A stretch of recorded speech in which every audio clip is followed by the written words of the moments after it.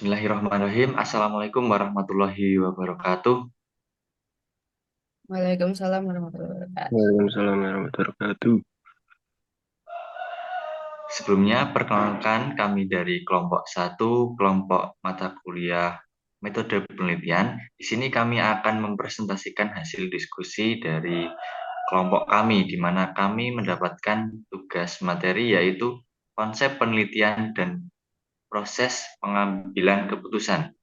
Dosen pengampu mata kuliah kami yaitu Bapak Dr. Wawan Satyo Nugroho, MSI, AKCA.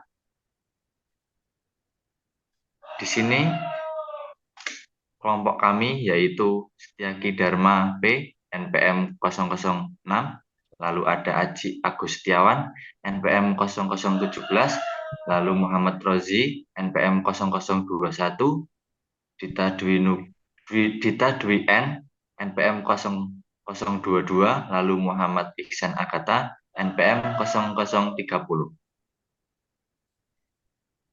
Lanjut. Di sini kami ada 5 pokok pembahasan, di mana yang pertama ada pengertian penelitian, yang kedua tujuan penelitian, yang ketiga jenis penelitian, yang keempat proses pengambilan keputusan, dan yang kelima adalah proses penelitian. Untuk lebih lanjutnya akan dijelaskan oleh rekan saya. Baik, yang selanjutnya yaitu ada apa itu penelitian. Menurut Berkeley, penelitian dapat didefinisikan sebagai suatu penyelidikan yang sistematis untuk meningkatkan sejumlah pengetahuan. Selain itu, penelitian dapat dilakukan dengan berbagai metode seperti kuantitatif, kualitatif, dan lainnya. Dalam melakukan penelitian, penting untuk memilih topik yang relevan dan menarik, serta menggunakan metode penelitian yang tepat untuk menjawab pertanyaan seperti yang diajukan. Next. Yang selanjutnya yaitu tujuan penelitian. Tujuan penelitian merupakan suatu usaha yang sistematis dan terorganisasi untuk menyelidiki masalah tertentu yang memerlukan jawaban. Selain itu, tujuan penelitian tersendiri yaitu adalah rumusan kalimat yang menunjukkan adanya hasil atau bagian suatu akan diperoleh secara penelitian penelitian selesai dilakukan.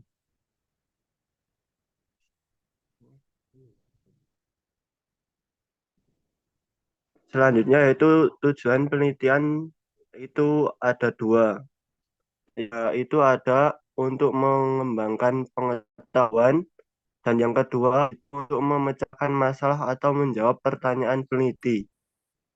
Selain itu ada tujuan penelitian yang lain juga yaitu dapat membantu peneliti dalam mengukur keberhasilan penelitian untuk mengevaluasi hasil yang telah dicapai.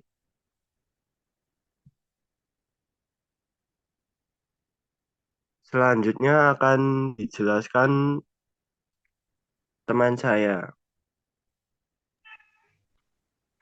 Baik, untuk selanjutnya yaitu adalah jenis-jenis penelitian.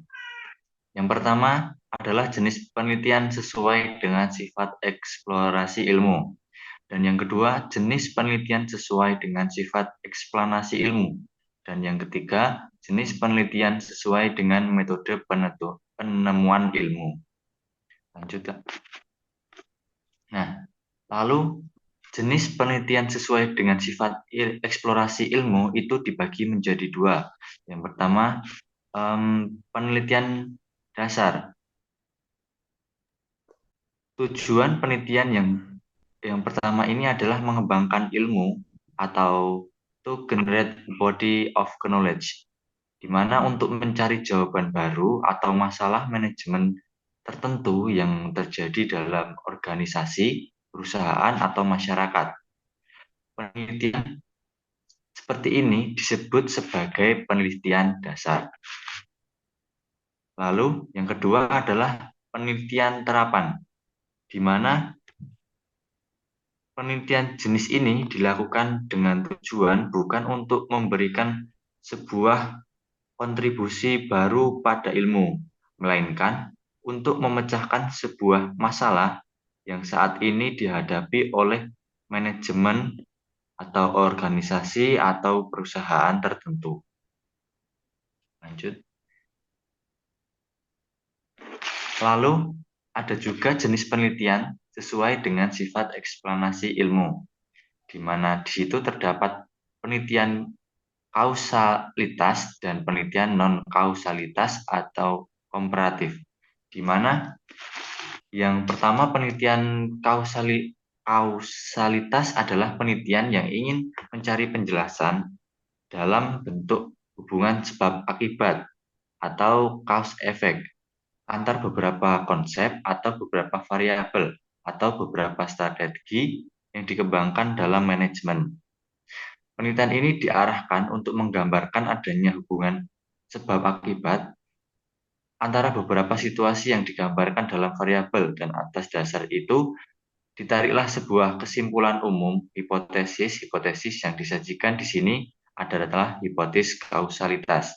Dan yang kedua, penelitian non-kausalitas komparatif dilakukan dengan membandingkan beberapa situasi yang terjadi. Studi non-kausal seperti ini dapat dilakukan misalnya untuk mengetahui apakah perbedaan yang signifikan dengan cara membandingkan perilaku bohong bluffing behavior antara para manajer pemasaran dibandingkan dengan para manajer SDM. Untuk selanjutnya akan dijelaskan oleh rekan saya.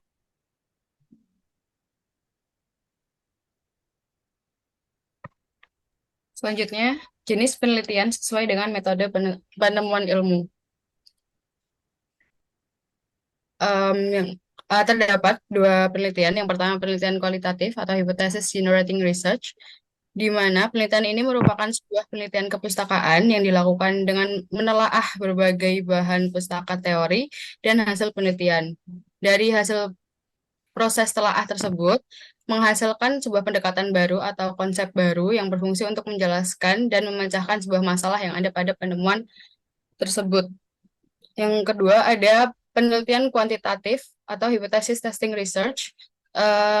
Penelitian kuantitatif terdapat 3 bagian, yaitu yang pertama penelitian pengujian hipotesis baru, di mana peneliti akan menggunakan berbagai hasil penelitian yang ada serta teori-teori referensial yang mapan untuk membangun hipotesisnya sendiri. Yang kedua ada penelitian replikasi.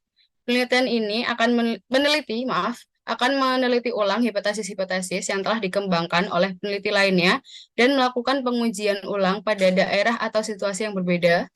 Yang ketiga ada penelitian replikasi ekstensi, di mana peneliti akan mengekstensi hipotesis-hipotesis yang telah dikembangkan oleh peneliti lain untuk menghasilkan sebuah model baru yang lebih lengkap atau lebih menyeluruh atau lebih fokus. Penelitian ini akan menghasilkan sebuah model atau pendekatan yang baru yang bersifat ekstensi terhadap model yang sudah ada dan dapat dilahirkan suatu kesatuan pemikiran yang baru. Dari penelitian pengujian hipotesis baru dan penelitian replikasi ekstensi menghasilkan tesa saya, di mana jika tesa tersebut berhasil menemukan masalah atau mengembangkan masalah penelitian serta mengembangkan bangunan teori yang cukup untuk menjawab masalah penelitian yang diajukan, maka dapat merangkum konsep yang dikembangkan dalam sebuah pernyataan ringkas mengenai pikiran-pikiran dasar yang dikembangkannya yang dapat disebut sebagai tesis-tesis dasarnya. Selanjutnya, proses pengambilan keputusan. Langkah pengambilan keputusan ini meliputi beberapa kegiatan, yaitu yang pertama penemuan dan perumusan masalah. Penemuan masalah dapat berasal dari sebuah keputusan manajemen untuk membuat produk baru atau persoalan yang kompleks seperti penyusunan perencanaan unit bisnis. Permasalahan yang ada perlu dipahami dan dirumuskan dengan baik. Kesalahan yang terjadi dalam memahami permasalahan akan menimbulkan kembali apakah permasalahan yang ada bukan merupakan suatu masalah sampingan. Yang kedua adalah pemilihan model, di mana untuk menyelesaikan masalah yang beraneka ragam ini diperlukan model pemecahan masalah yang tepat. Namun, model yang sama tidak dapat digunakan untuk menyelesaikan masalah yang lain, misalnya penemuan kombinasi produksi atau biaya penjualan.